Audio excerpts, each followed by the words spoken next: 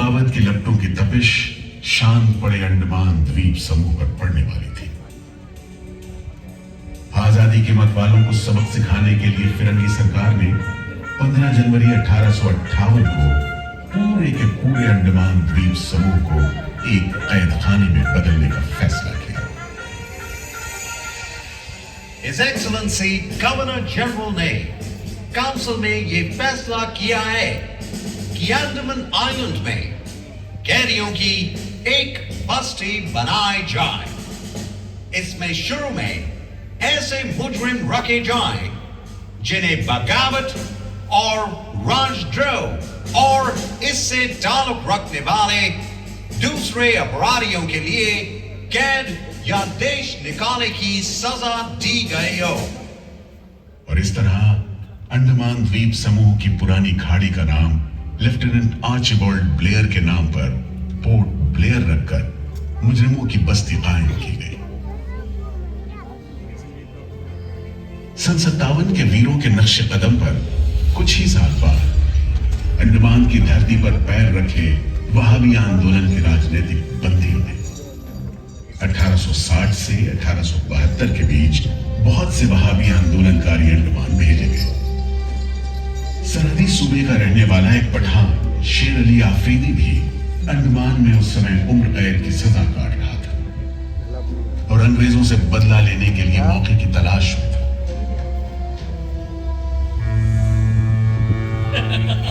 क्यों है शेर अली, तुम इस भीड़ भाड़ में कैसे?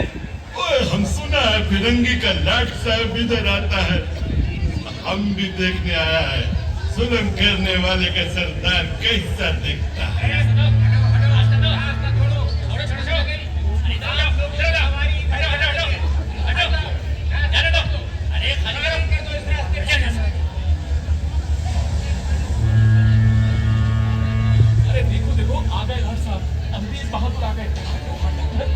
मिस्टर बर्ल, मैं सोचता हूँ कि इस खूबसूरती के बीच रहने के लिए प्रिजनर होना भी मैं एक्सेप्ट कर लेता। Yes, indeed. Just look how beautiful this place is. ये प्रिजनर लोग इस खूबसूरती को नहीं देखते, वरना इस टापू को प्रिजन नहीं स्वर्ग समझते। यस सर, आप ठीक कहते हैं। इधर आइए प्लीज। हम तुमको खत्म कर देगा फिरंगी जालिम। कैदियों के साथ तुम लोग तो हैवानी सुलूक करता है, हम बर्दाश्त नहीं करेंगे। शेर अली है सजा याफ्ता कैदी, सजा में रियायत पाकर नाई की दुकान चलाता है। जैसा कि होना था, शेर अली को फांसी हो गई।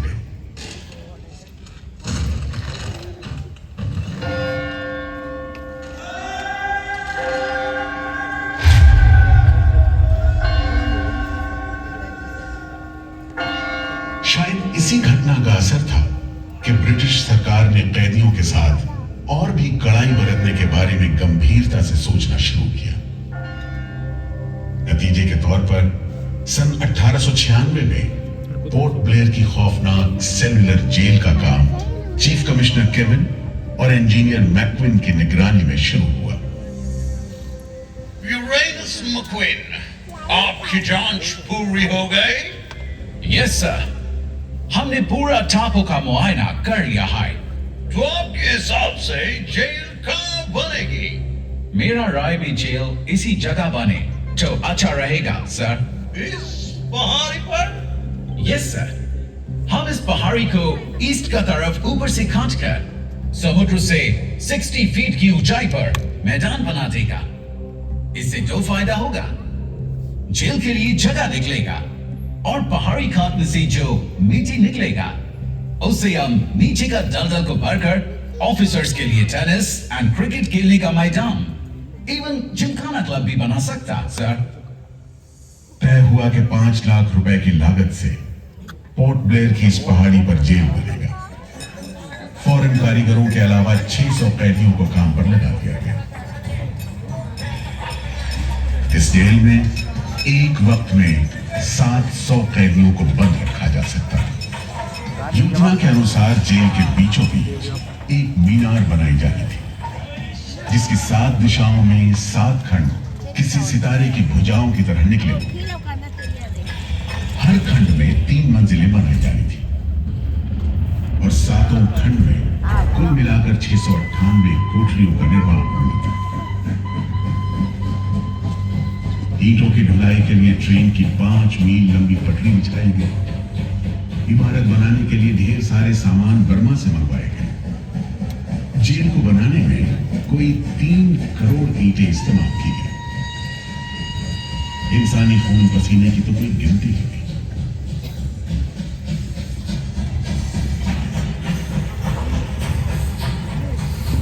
सुबह दोपहर शाम रात कोड़े चलते रहे और काम होता रहा। दीवारें उठनी शुरू हो गई। आखिरकार 10 साल बाद सन 1906 में यह विशालकाय जेल तैयार हुआ और यहीं से अंडमान के इतिहास का सबसे काला दौर शुरू हुआ।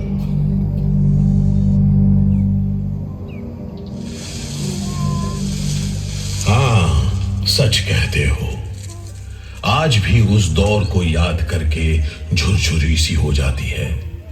मैं पुराना पीपल का पेड़ जेल खाना बनने के इस लंबे अरसे में हर रोज अपनी जान की खैर मनाता रहा, क्योंकि इस पहाड़ी पर उगे हुए घने जंगल साफ करने के दौरान बहुत से लोग थे जिनका ख्याल था कि मुझे भी और पेड़ों की तरह काट गिराया जाना चाहिए, लेकिन मैं बच निकला।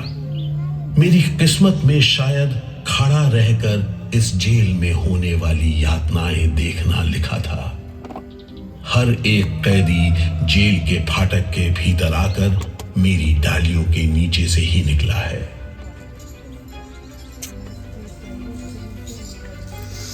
जैसे जैसे अंग्रेजी शासन के खिलाफ आजादी की मांग तेज हुई, ब्रिटिश सरकार ने सेलुलर जेल के फाटक हर छोटी बड़ी बात के लिए खोलने शुरू कर दिए। किसी ने पर्चा निकाला तो अंडमान जेल, किसी ने लेख लिखा तो अंडमान जेल।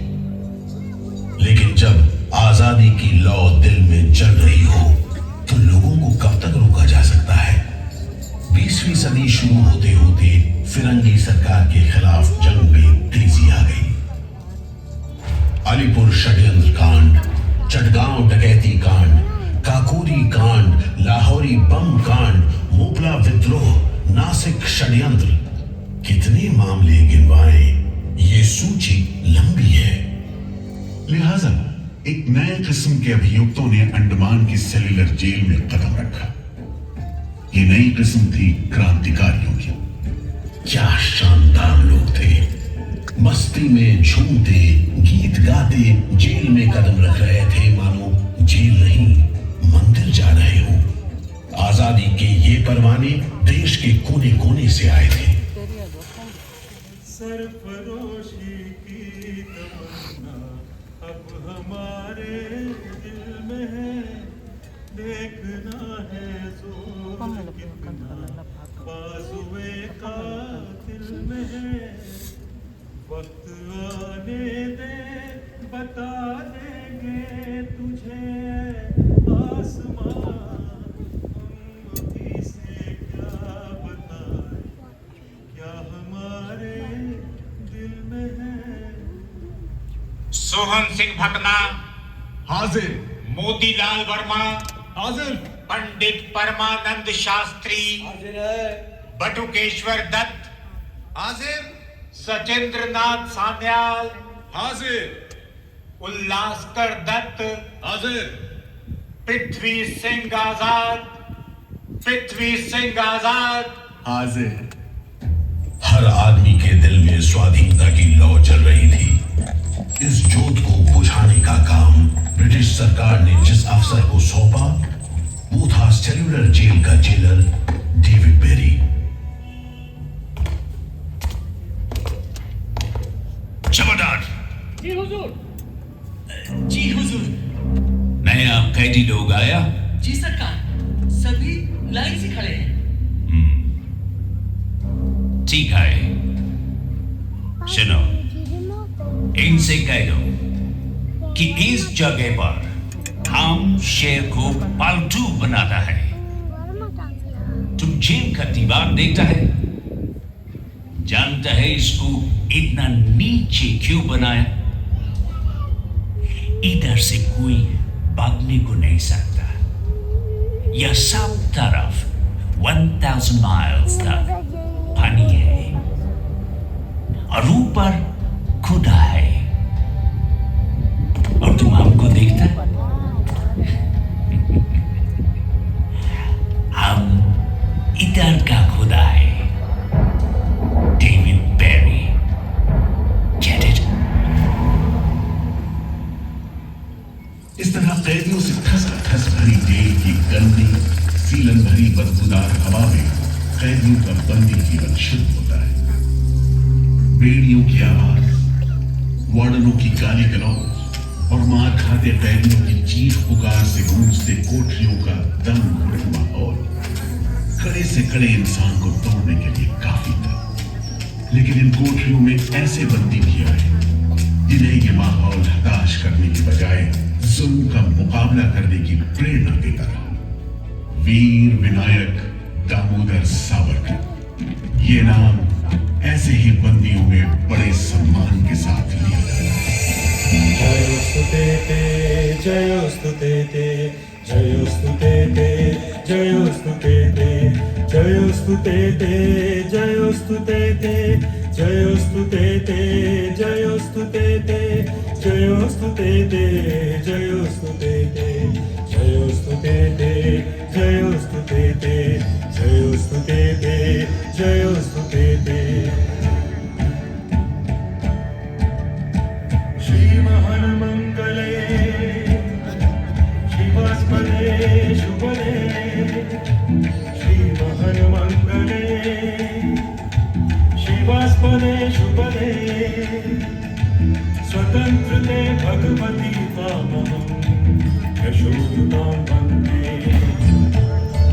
जयोस्तुते जयोस्तुते जयोस्तुते जयोस्तुते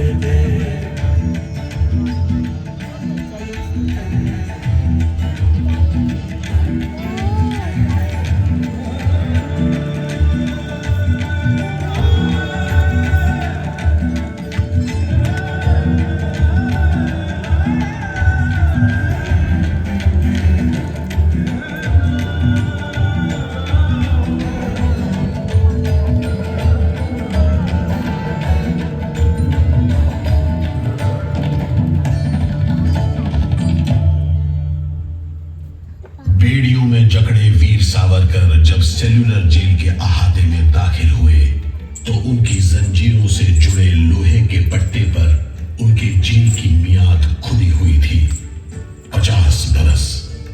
24 दिसंबर 1910 से 30 दिसंबर 1960 तक।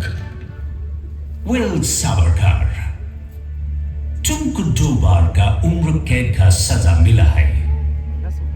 50 बरस बाद सरकार तुमको छोड़ देगा। मिस्टर बेरी, तुम्हें विश्वास है कि तुम और तुम्हारी सरकार 50 बरस यहां रह पाएगी? सावरकर को इस बात में रत्ती भर भी शक नहीं था कि आजादी की जो लपटें हिंदुस्तानियों के मन में धड़क रही हैं, उन्हें अंग्रेज अब बुझा नहीं सकेंगे और जल्द ही उन्हें जाना होगा। इसी प्रबल विश्वास के बल पर सावरकर 10 बरस लंबा अरसा सेलुलर जेल की एक ही कोठरी में रह सके। उन्हें बहुत ही खतरनाक कैदी करार देते हुए इतने कड़े पहरे में रखा गया था कि उनके भाई गणेश को 2 बरस तक पता भी नहीं चला कि वीर सावरकर उनके ही नक्शे कदम पर चलते हुए सेल्यूलर जेल आ पहुंचे, जहां बरसों की तकलीफ है, जेलर के जुल्म है, कड़ी मेहनत और नितांत अकेलापन है, जहां जिंदगी 13 फुट लंबी और 7 फुट चौड़ी कोठरी में सिमट कर रह जाती है।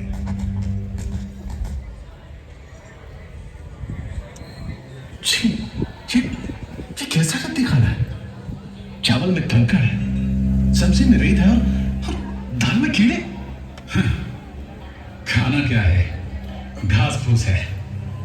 बर्तन भी देखो कैसे टूटे फूटे, जंग से लाल और तेल से जुड़े हुए। सबसे ज्यादा कमी तो पानी की है। आज सुबह जब मैंने पानी मांगा, जमादार बोला दिन में 2 बार मिलेगा बस। अरे पीने लायक होता तो बात थी, इतनी बास मारता है कि नाक बंद करके पीना पड़ता है। इस खाने को कैसे खा सकते हैं? कैदियों को गाली देना या पीटना मामूली बात थी, चाहे वो खा रहे हों या काम कर रहे हों। और काम न सिर्फ मुश्किल था बल्कि उसका कोटा भी तय था। 7 में से 4 खंडों की कोठरियों में तेल निकालने के उपकरण लगे थे।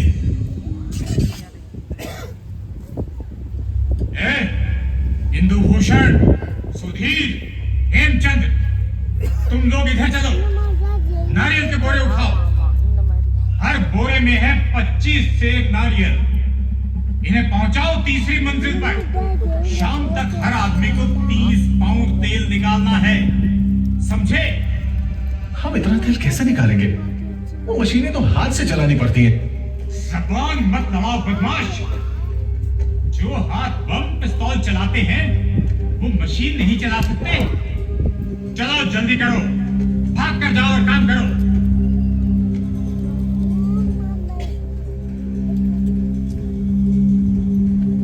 मेरा बात ध्यान से सुनो। जो आदमी काम नहीं करे उसको ब्रेक लगाओ। जी हुजूर। समझा? जी। सजा दो, कोई छूट नहीं दो। जी। कोटा पूरा कराओ। जी। लेकिन तमाम मारपीट और गाली गलौज के बावजूद यदि कैदी काम पूरा न कर पाते, तब जो सजा मिलती वो किसी की भी हिम्मत तोड़ने के लिए काफी थी। जमादार। जी हुजूर। इसको 2 दिन तक टाट का वर्दी बनाओ। कल से इसका गाना बंद। जी। सिर्फ 2 कप कंजी दो। जी हुजूर। ये पहला बार काम नहीं पूरा किया। जी। इस वास्ते इसको 1 हफ्ता हथकड़ी में रखो। जी हुजूर। ये बागी का बच्चा है, इसको बेड़ी डालो। जी हुजूर। इसको भी बेड़ी डालो 6 महीने तक। जी हुजूर। तुम अब तक 5 बार काम का कोटा पूरा नहीं किया, हम तुमको इस बदमाशी का मजा चखाएगा। जमादार। जी हुजूर। इसको तन्हाई में रखो। जी। Solitary confinement. जी। कोठरी में काम दो। जी। और इसको पेट लगाओ। जी। और मारो, और मारो। नारे बोलेगा। बोल नारे, बोल, बोल नारे, बोल, बोल नारे, जितनी ताकत है बोल नारे।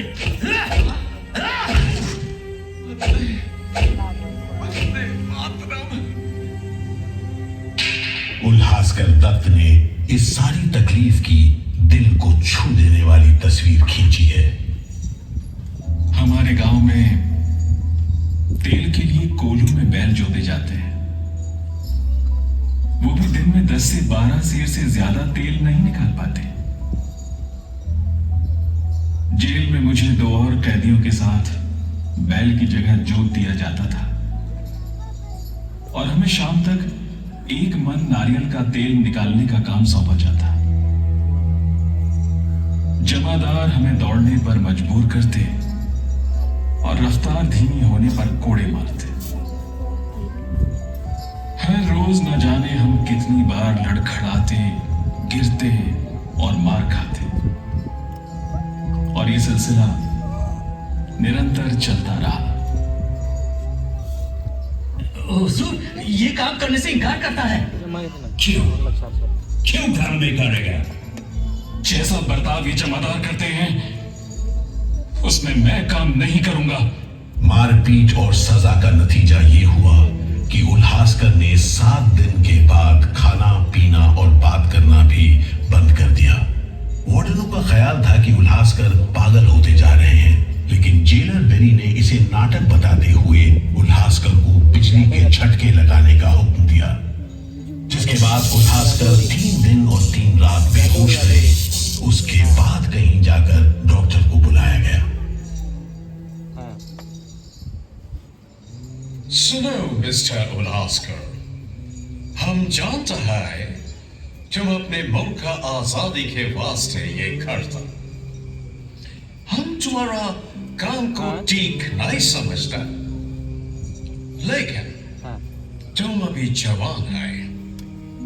एक दिन अपना सजा पूरा करके वापस अपना मुल्क जाएगा, तब अपना हाथ से जान क्यों लेता?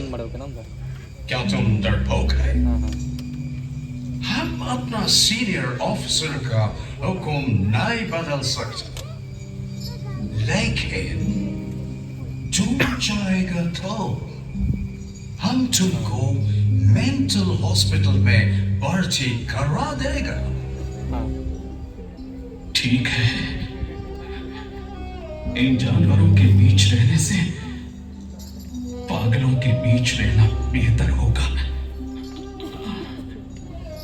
उल्हासकर की सारी तकलीफ का जेलर डेविड बेरी पर कोई असर नहीं हुआ।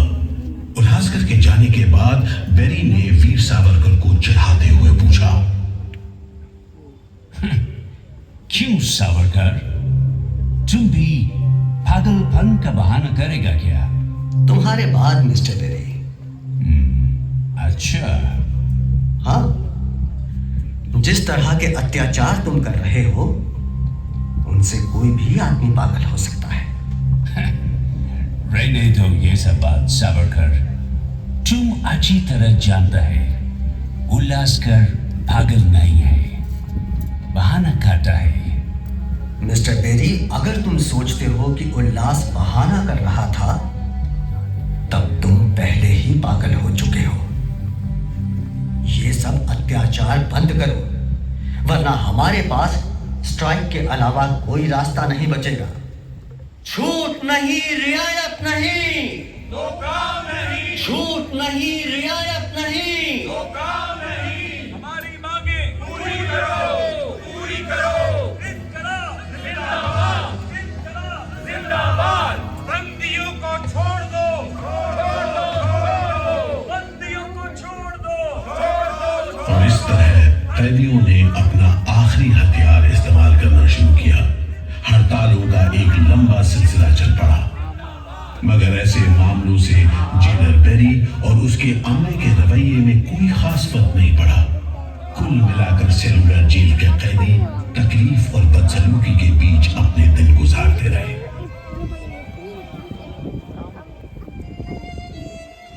मगर एक सुख का स्मरण ना करना नाइंसाफी होगी। वो सुख था बुलबुलों की चहक, उनका मधुर स्वर, उनके झुंड कल कल करते नारियल के टुकड़ों पर टूट पड़ते। गंभीर विचारों से मुक्ति पाने के लिए मैं मन को बलपूर्वक इन बुलबुलों की चहक में लगाए रखता। मैं अपनी भाषा उन्हें सिखाने में असमर्थ था। यदि सिखा पाता तो मैं उन्हें देश प्रेम के गीत सिखा देता, ताकि अगर कोई मेरी कोठरी खोजता हुआ आए तो लोग कहें कि जिसके सामने बुलबुल देश प्रेम के गीत गा रही हो वही सावरकर की कोठरी है। एक बार में 3 कैदियों को